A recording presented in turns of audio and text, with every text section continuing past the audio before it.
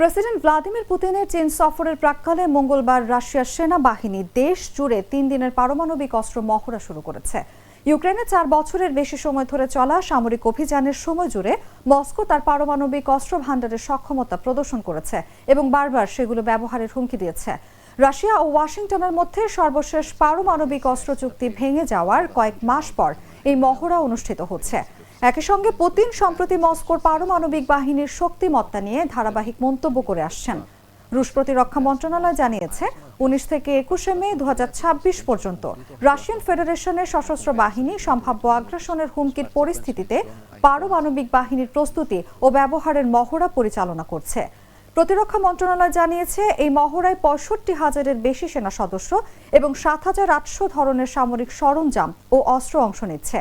এর মধ্যে ২০০টিরও বেশি ক্ষেপণাস্ত্র উৎক্ষেপণ ব্যবস্থা রয়েছে। বিমান, যুদ্ধ জাহাজ, সাবমেরিন এবং পারমাণবিক সাবমেরিনও এতে অংশ নেবে।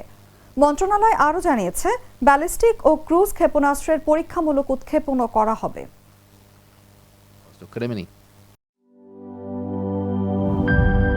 হুররে ওয়েফারের মানচি টেস্টে টেনশন দূরে হয়ে যাক হুররে।